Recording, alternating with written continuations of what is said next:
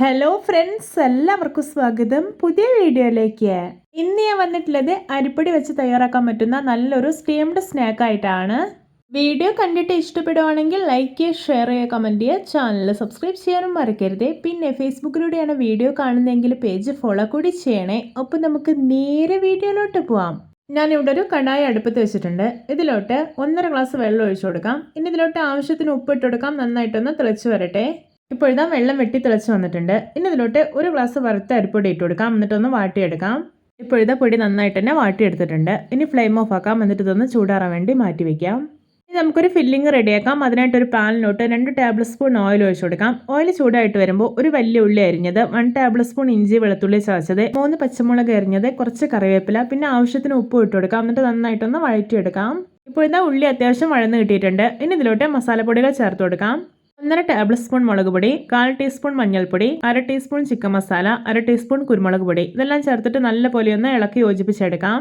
ഇതിലോട്ടൊരു 3 piece chicken വേവിച്ച് ഉടച്ചെടുത്തിട്ടുള്ളതാണ്, അതുകൂടി ചേർക്കാം. പിന്നെ കുറച്ച് മല്ലിയില അരിഞ്ഞത് കൂടി ചേർത്തിട്ട് നല്ലപോലെ ഒന്ന് ഇളക്കി യോജിപ്പിച്ചെടുക്കാം. ഇതിലോട്ട് ഒട്ടും വെള്ളമൊന്നും ഒഴിക്കരുത്. ഈ ഒരു മസാല നല്ലപോലെ ഡ്രൈ ആയിട്ടിരിക്കണം. അപ്പോൾ ഇത് പാകമായിട്ടുണ്ട്. ഇനി ഇതൊന്ന് മാറ്റി വെക്കാം. ഒരു ബൗളിലോട്ട് ഒരു മുട്ട പൊട്ടിച്ചൊഴിച്ചിട്ടുണ്ട്. ഇനി ഇതിലോട്ട് ആവശ്യത്തിന് ഉപ്പും കുറച്ച് മല്ലിയില അരിഞ്ഞത് കൂടി ഇട്ട് കൊടുക്കാം. എന്നിട്ടൊന്ന് മിക്സ് ചെയ്തതിനു ശേഷം ഒന്ന് മാറ്റി വെക്കാം. നമ്മൾ മുമ്പ് വാട്ടിയെടുത്തിട്ടുള്ള പൊടി ഞാനിത് നല്ല സോഫ്റ്റ് ആയിട്ടൊന്ന് കുഴച്ചെടുത്തിട്ടുണ്ട്. ശേഷം ഞാനിതൊരു 5 ബോൾസ് ആക്കി എടുത്തിട്ടുണ്ട്. ഇനി ഓരോ ബോൾസും ഇതുപോലെ കയ്യിൽ വെച്ചിട്ടൊന്ന് പരത്തിയെടുക്കാം.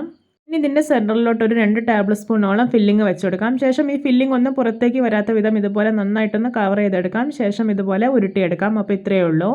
ഇനി ഇത് സ്റ്റീം ചെയ്തെടുക്കണം. അതിനായിട്ട് ഞാനിവിടെ സ്റ്റീമറിൽ വെള്ളം ഒഴിച്ചിട്ടുണ്ട്. ഇനി ഇതിലേക്ക് ഒരു തട്ട് വെച്ചെടുക്കാം. ശേഷം ഇതിൻ്റെ മേലേക്ക് വാഴയില വെച്ചെടുക്കുന്നുണ്ട്.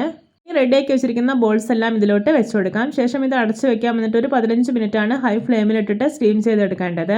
ഇപ്പോൾ ഇതാ 15 മിനിറ്റ് ആയിട്ടുണ്ട്. നമ്മുടെ സ്നാക്ക് ഇതാ നല്ല പെർഫെക്റ്റ് ആയി തന്നെ കുക്കായി കിട്ടിയിട്ടുണ്ട്. ഞാനിവിടെ ഒരു പാൻ നന്നായിട്ട് ചൂടാക്കി എടുത്തിട്ടുണ്ട്. ഇതിലോട്ടൊരു 1 ടേബിൾ സ്പൂൺ ഓയിൽ ഒഴിച്ചു കൊടുക്കാം. ഇനി ഓരോ സ്റ്റീംഡ് ബോൾസും നമ്മൾ നേരത്തെ റെഡിയാക്കി വെച്ചിരിക്കുന്ന എഗ് മിക്സ് ഉണ്ടല്ലോ, അതിലിട്ടിട്ട് നല്ല പോലെ ഒന്ന് കവർ ചെയ്തെടുക്കാം. ശേഷം ഈ ഒരു പാനിലോട്ട് വെച്ചുകൊടുക്കാം. ഇനി ബാലൻസ് വന്നിട്ടുള്ള ഈ ഒരു എഗ് മിക്സ് ഉണ്ടല്ലോ, അത് ഇതിൻ്റെ മേലേക്ക് ഒന്ന് ഒഴിച്ചു കൊടുക്കുന്നുണ്ട്. ഇതൊന്ന് മൊരിഞ്ഞ് വരട്ടെ. ഇപ്പോൾ ഇതിൻ്റെ ഒരു സൈഡെല്ലാം ഒന്ന് മൊരിഞ്ഞ് കിട്ടിയിട്ടുണ്ട്. ഇനി ഇതെല്ലാം ഒന്ന് തിരിച്ചിട്ട് കൊടുക്കാം.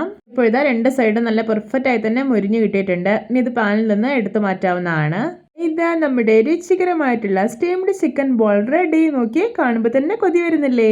വളരെയേറെ വെറൈറ്റി ആയിട്ടുള്ള ഒരു പലഹാരമാണ്. എന്തായാലും ഇതുപോലെ ഉണ്ടാക്കി നോക്കണേ.